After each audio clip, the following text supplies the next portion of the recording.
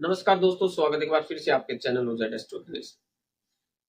दोस्तों, आज की वीडियो बिल्कुल आपके लिए बड़ी खास रहने वाली है। काफी लोगों के मन में हो सकता है, आपके मन में भी एक क्वेश्चन बार बार से रिपीट होता हो कि भाई जो ये तंत्र मंत्र होता है या भूत प्रेत की जो घटनाएं होती हैं, इनके पीछे क्या रहस्य क्या होता है, क्या लॉजिक होता है और ये है क्या वास्तव में। साइंस इसको किस नजर से देखता है, एस्ट्रोलॉजी किस नजर से देखती है। और एक्चुअल में मेरे पास एक ऐसा ही क्वेश्चन जो है व्हाट्सएप पे दो तीन क्वेश्चन मेरे से किए गए।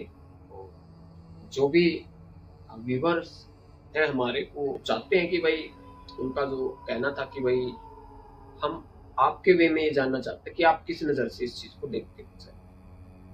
तो मैं अपनी नज़र से, मैं अपना नज़रिया भी मैं आपको बताऊंगा। और सबसे पहले हम दोनों इन चीज़ों पे थोड़ा सा चर्चा कर लेते हैं, जैसे कि साइंस किस नज़र से देखता है। साइंस के वे में देखिए, बहुत सारी ऐसी घटनाएं हैं जिनसे साइंस ने आज तक, मतलब जहाँ पे साइंस ने अपने घुटने टेक दिए, और बहुत सारे ऐसे रहस्य हैं जो साइंस आज तक नहीं सुलझा पाई है। तो क्योंकि ये प्रमाण पर और किसी भी चीज का सबूत, उस पर बिलीव इनका रहता है।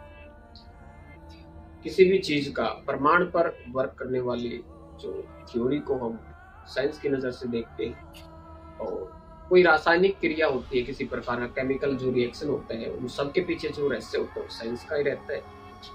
अब जिस चीज की खोज हो जाए वो साइंस है, और जिस चीज के बारे में कोई अब तक नहीं पता है किसी को, तब तक वो एक रहस्य है। वो रहस्य है, उसको अध्यात्म दृष्टि से लगा लो।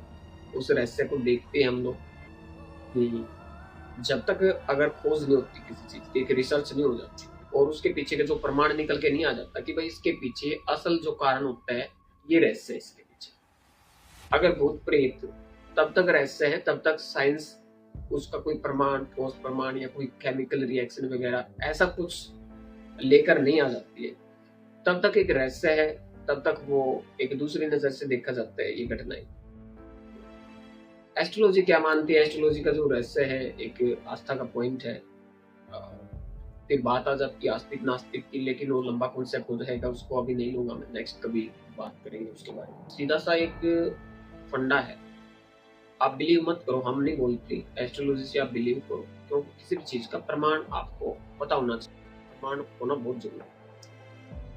अब क्योंकि हम नाड़ी नक्षत्र बेस पे हमारी जो थ्योरी रहती है, तो लेकिन एक अलग हटके भी एक रहस्य है, जैसे भृगुनंदी नाड़ी में अब जुपिटर एंड राहु की जो कॉम्बिनेशन बताया गया है, उन व्यक्तियों के साथ में एक्चुअल में क्या होता है साइंस की नजर से, तो वो लोग जो है डिप्रेशन में होते हैं, डिप्रेस्ड बंदे ऐसे रहते हैं उस टाइम पीरियड में, जब इनका जो है डीवीए जब चलती है, दशा महादशा मुक्ति में जब ये आते हैं, किसी का नक्षत्र लॉर्ड जब बन के आते हैं, तो इन दोनों में ही दशांतर दशा में भी जुपिटर एंड राहु का कॉम्बिनेशन हो जाए नक्षत्र लेवल पर, तो भी बात वही रहती है, जुपिटर एंड राहु का कॉम्बिनेशन हो जाता है। तो उस टाइम पीरियड में आप देखना, बहुत सारे आप चार्ट लगा के देखना, ऐसे व्यक्ति ज्यादातर स्ट्रगल करते हुए मिले। अब ऐसा नहीं है, जब तक स्ट्रगल करेगा इंसान, जब तक इन दोनों प्लेनेट को अच्छे से यूटिलाइज नहीं कर पाता। अब बहुत सारे ऐसे भी मिलेंगे आपको जो इस टाइम पीरियड में बहुत ज्यादा हाइट पे है और उसी टाइम में उन्होंने ग्रोथ की है, लेकिन वहां पे आपने सिर्फ एक चेक करनी है, एक चीज चेक करनी है, आपका कर्म क्या है और उस व्यक्ति का कर्म क्या है उस टाइम पीरियड। अब नक्षत्र नाड़ी ये कहती है कि जो 8th हाउस से जब कनेक्शन हो जाते हैं दोनों प्लेनेट का, जैसे 8th हाउस से राहु का कनेक्शन हो जाए और जुपिटर का जो है भी 8th हाउस से या कनेक्शन हो जाता है, तो समस्याएं 8th हाउस है। लेकिन समस्याएं कब तक 8th हाउस, समस्याएं कब तक है? वो समस्या जब तक है जब तक आप 8th हाउस का कोई वर्क नहीं करते, तब तक वो समस्या है। लेकिन अगर आपने 8th हाउस का कोई भी वर्क ऐसा किया तो आपके लिए वरदान है। तो यहाँ से शुरुआत होती है हमारी। अब मेरा नजरिया क्या है? तो मेरा नजरिया ये कहता है, जब एक थ्योरी आपको कर्म करने का जो सिद्धांत आपको बता रही है स्पष्ट, उसमें आपको पता चल रहा है कि भाई कर्म ऐसा करोगे तो आप फायदे में रहोगे, अदरवाइज आप नुकसान भी हो सकता है, लॉस भी हो सकता है, ये एस्ट्रोलॉजी बोलती है।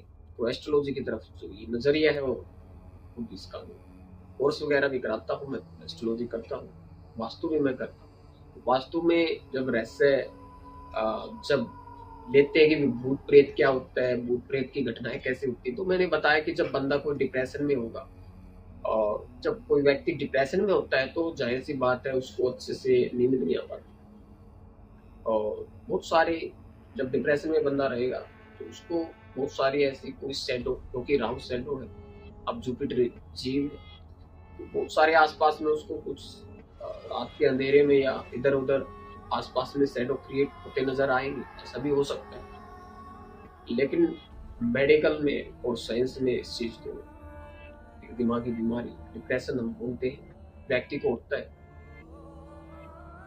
तो लॉजिक दोनों में क्लियर हो जाता है। एस्ट्रोलॉजी से भी निकाल सकते हो। एस्ट्रोलॉजी में कॉम्बिनेशन ज्यादातर जिन लोगों का रहता है, और ऐसी एक युति होती है जैसे मून एंड केतु मैंने बताया, तो वो भी एक रहस्यमय क्रिएशन, क्रिएटिविटी प्लेनेट। तो किसी भी चीज का यूटिलाइजेशन बहुत जरूरी हो जाता है।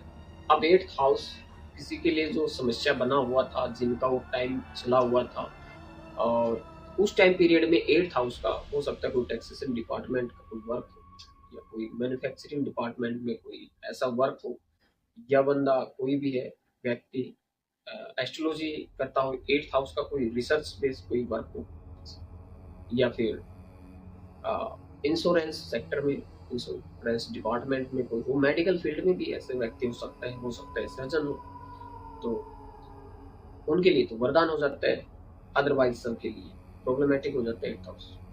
तो क्या कहें, इसमें क्या अच्छा है और क्या बुरा, बताए मुझे। तो मेरा नजरिया ये है, कोई भी हाउस बुरा नहीं होता है, कोई भी टाइम बुरा नहीं होता है, बात अपने सिर्फ समझ की है। आपका फर्स्ट हाउस जितना मजबूत होगा, आपका मून चंद्रमा जितना मजबूत होगा। अब चंद्रमा क्या है, एक मन लगा लो, आप साइंटिस्ट हो, साइंस के बेस पे चलते हो, तो मन की संज्ञा दी गई है चंद्रमा को, हम चंद्रमा बोलते हैं, आप उसको मन माने।